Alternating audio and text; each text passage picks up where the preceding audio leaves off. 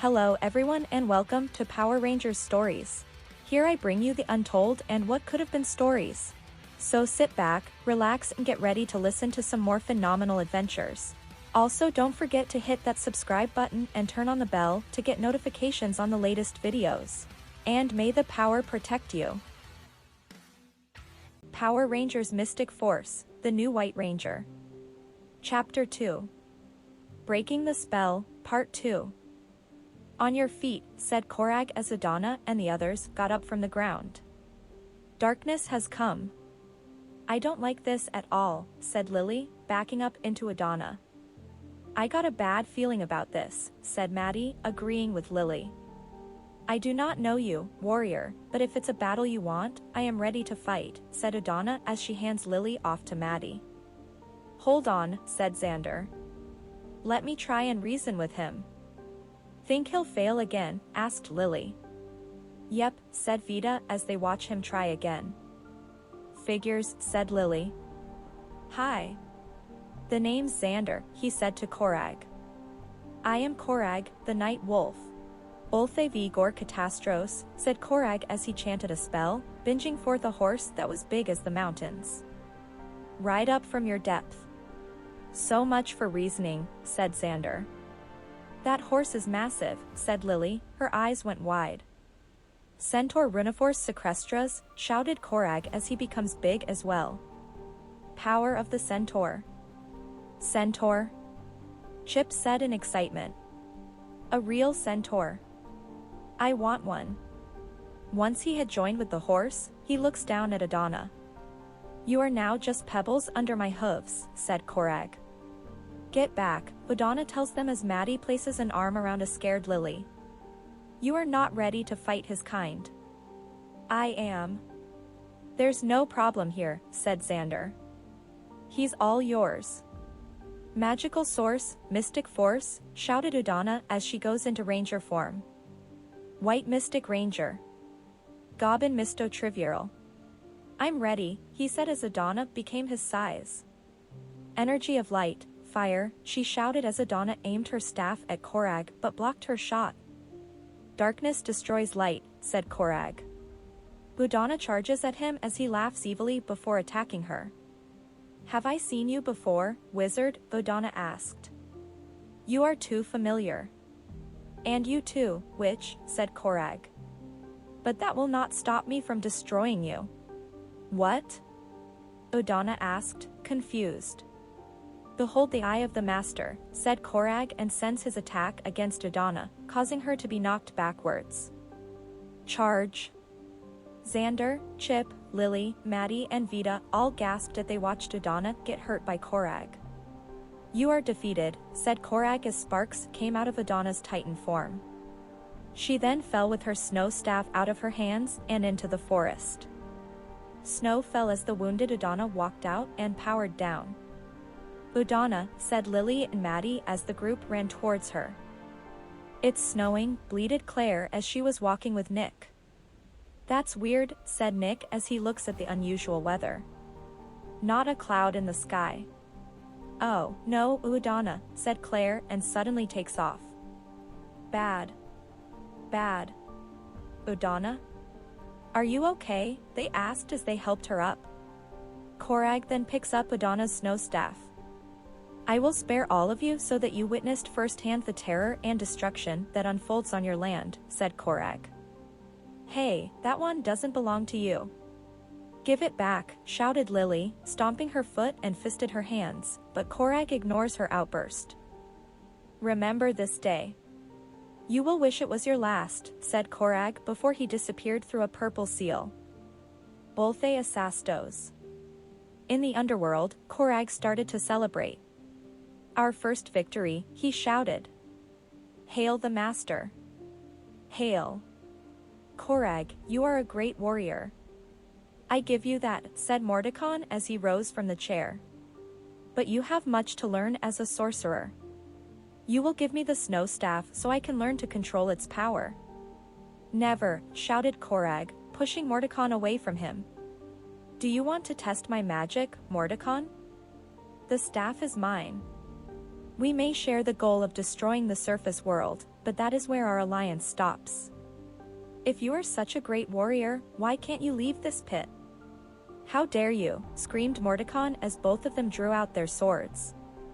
You know as well as I that my power is so great, you cannot conjure a spell strong enough to release me. But when you do find a way and I get out, no one is safe. No one. At Root Core, they were gathered around Udonna. Without my snow staff, I cannot fight anymore, but I can still train you, Udonna said to them. I can teach you the ways of magic. I don't mind sharing my wand with you, Udonna, said Lily, offering her wand to help her. Oh Lily, thank you for offering, but that wand will not recognize my snow magic. But I will teach you what I know, she said, cupping Lily's face as she gave her a smile. Claire? Coming. Claire said as she scurried out. Oh, child.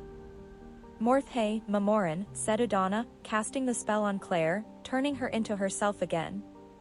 Why didn't you do that before? Asked Claire as she was on her hands and knees. Do you know how warm it was in all that wool? I'm going with, extremely warm, asked Lily and Claire points to her, nodding. If I do everything for you, then how will you ever learn? Asked Udonna, then turns to the others and hands them their wands. This time, go nowhere without them. Chuckling, Xander then tells her, we already learned our lesson, but, to tell you the truth, walking around town, carrying a wand. Chip was brandishing his wand. Well, it might be good for Chip, but... Claire then nods at her aunt before she said, very well. Udam Zorei. Suddenly all 5 wands were turned into what looked like cell phones. Whoa, said Lily. I hope you find these more to your generation's liking, said Udonna. I love it, said Lily, looking down at hers. Cell phones, very cool, said Vita. They are your mystic morphers, explained Udonna. They are activated by spell codes that you will come to learn along the journey. Now go back to the city, live your normal lives, and wait until you're needed. Remember, there is evil everywhere and you would be best served speaking to no one of what has happened. What about Lily? She needs to be enrolled in school, said Maddie. That's right, said Xander. I've been homeschooled for the last couple of years and Nick was my teacher whenever we were on the road, said Lily. What about where you'll live? Asked Vita. Nick gave guardianship to Udonna, said Lily. Remember? She can stay here to continue to her studies, said Udonna, and suddenly Claire had a suggestion. I can show them the way out of the woods, said Claire. No, they must find their own way, Udonna tells her, before looking at the teens. Just remember, the trees are your passage. How can a tree be our passage? Asked Chip as he stops in front of a tree and suddenly touches it, causing the tree to suck him in. Whoa, guys. So cool. Just touch the tree and, bam, you're flying through roots, branches, stems, leaves and bark. Just think of the tree in front of the record shop. Really it works. No, said Xander, not believing Chip. There is no way that this can, whoa. He then touched the tree and was suddenly in front of the record shop. Huh? Okay, it can, said Xander shocked as Vita, Maddie and Chip appeared behind him and fell forward. Hey, did you guys just, from the tree? Asked a stammering Toby as he pointed to the tree they came out of. Never mind. You feeling okay? Asked Vita as they passed their boss. Toby then walks over to the tree across the street. I'm gonna check this out, he said. Toby starts inspecting the tree and tries to do what his employees did, but, after hitting his head hard, Toby realized that it was just a tree. Outside of the store, Maddie saw Nick with his bike. Hey there, she said to him. Hey. Sure could have used your help back there, said Maddie. I don't think there was anything I could have done, said Nick. So while we're out there in the world, fighting evil, what are you gonna do? She asked. Well, first, I'm gonna fix my bike. Then I'll head over to my and Lily's grandparents and see if I can live there instead of with our sister in Briarwood. I'll tell them that I found a home for Lily here, explained Nick. No parents? Oh, you are nosy, said Nick. Yes, Lily and I have parents. They're working overseas for a few years. We were living with our cousins for a while, then our uncle, now our sister. Must be hard leaving friends all the time, said Maddie. Usually don't stay around long enough to have friends, he tells her. You know, you could stay somewhere longer. Be there for your sister. You know, like here, maybe, she said. I'd love to hang and talk to you all day, but I still got a lot of work to do on my bike, and... Nick started telling her. I'm sorry. I was trying. Maddie started to stammer. I'm gonna leave you to it. Hey, look, said Nick as she started to leave. I really appreciate what you're trying to say, but I guess I'm just not cut out for this magic stuff like you guys and Lily. But, good luck and please keep Lily out of trouble if you can. Yeah, you too. We'll keep an eye on her, said Maddie as she walks away. At Root Core, Udonna, Lily and Claire were watching Nick through the crystal globe. Forget him, Claire, Udonna said to her niece. It is not to be. Claire then looks down at Lily, who was sitting on the stairs, hugging her knees. Yeah, I guess so. I just don't know why the Zenitone showed 6 warriors, not 5, said Claire, holding a broom in her hands. Maybe I'm the 5th warrior. Hiya. She was brandishing the broom against imaginary Hideax when suddenly Udonna grabs it before the broom hits her in the face. Probably not, she tells her and then looks down at Lily. Lily looks up at Udonna with a sad look on her face. I really thought that he would at least stay, said Lily, sad that Nick was leaving town. Your brother made his choice, said Udonna. We cannot force him to do something that he does not want to do. Right. We move on, said Claire as Udonna walks over to Lily to pull her up. Sweep, please, Udonna tells Claire. But it's a good thing that you didn't move on when I started here. Claire reminded Udonna as she walks over to the cauldron. Any other sorceress would have tossed me to the trolls when I cracked their crystal ball or when I dried up the lake or when. You dried up the lake? Asked Lily with a shocked look on her face. The entire lake? Yes, there was a long list of things you needed to learn. Not to mention turning yourself into a sheep, said Udonna, stopping Claire from listing anything further. Lily's eyes went wide at the things Claire had previously done other than seeing her accidentally turning herself into a sheep. Everyone makes mistakes, Claire, said Lily, causing both sorceresses to turn around and face her. Even I make mistakes. Udonna motions for her and then turns back to Claire. You, child. You are not someone I would ever give up on, said Udonna as she touched Claire's hair. And I appreciate that, but just for reference, so when I become a powerful sorceress I'll know. Why is it that we're giving up on Nick? Asked Claire. I can say that as his little sister, Nick is stubborn. He's been stubborn all my life, said Lily. And Nick will be stubborn no matter what you say to him.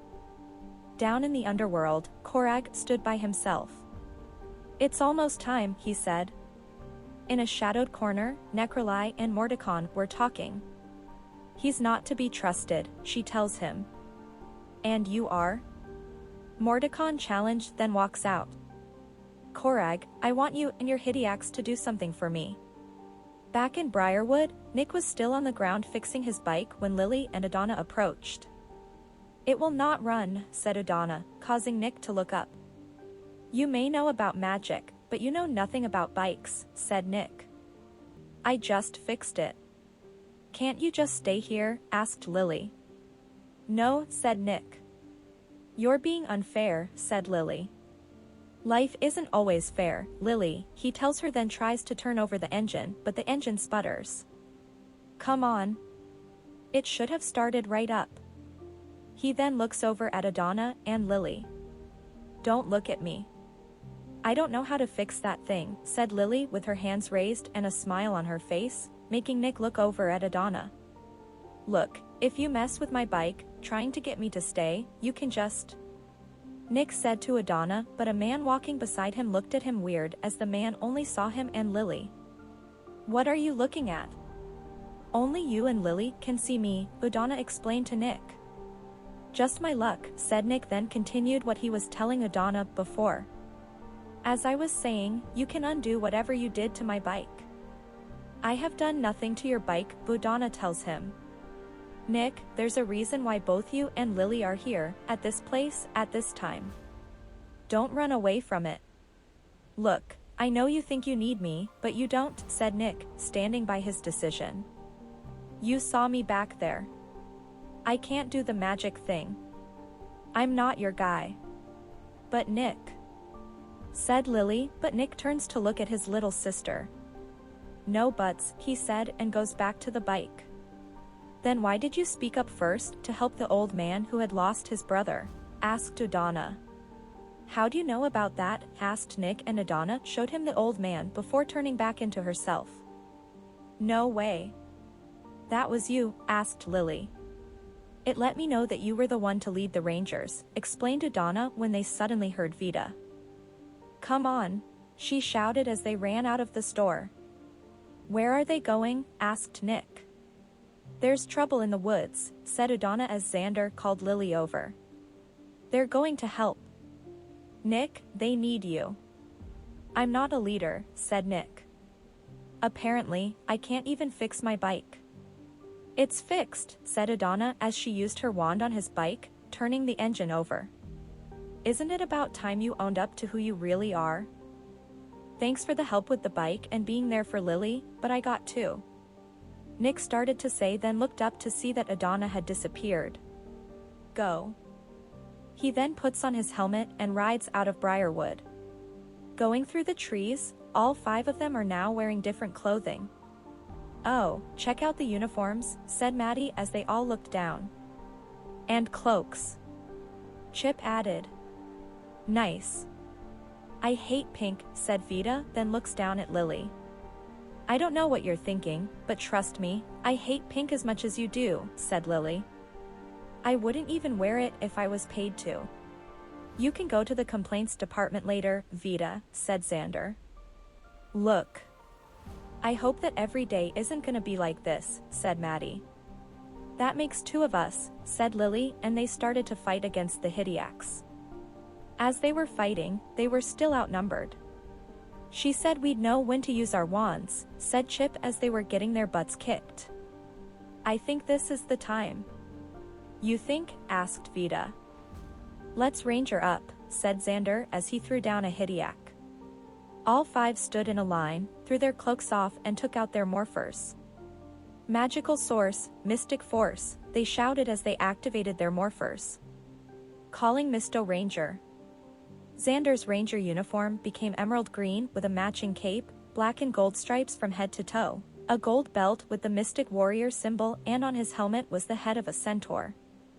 A battle axe with an emerald hung at his side. Vida's ranger uniform was pink with a matching cape, black and gold stripes, a miniskirt with white leggings, a gold belt with the mystic warrior symbol, and on her helmet was the body of a butterfly. A similar weapon hung at her side, except the jewel was a pink sapphire.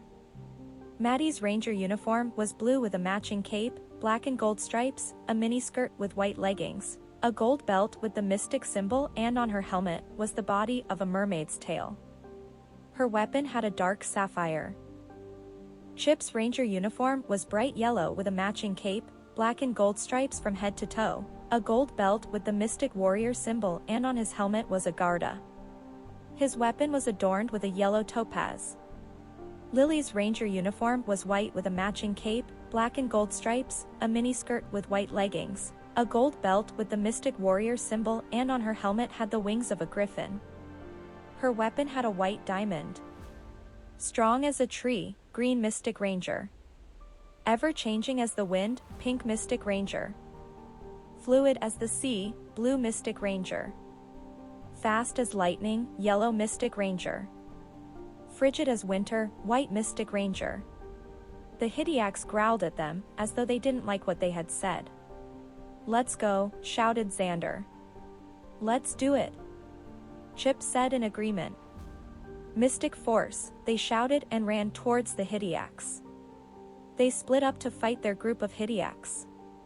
You want more? Chip said to the Hidiacs that he was fighting, before making a contact with one of them.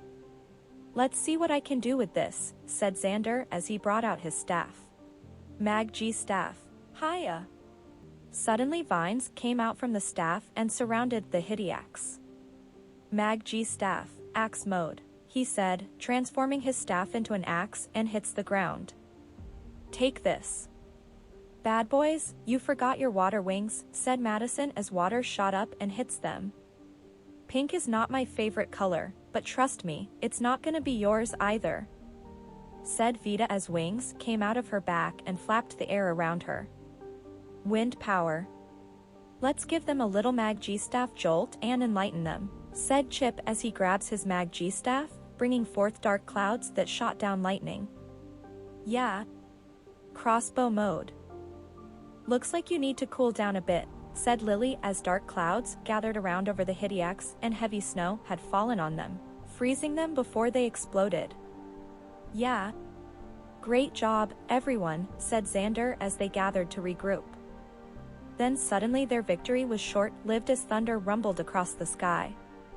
Or maybe not, said Xander as the sky got dark and Korag appeared.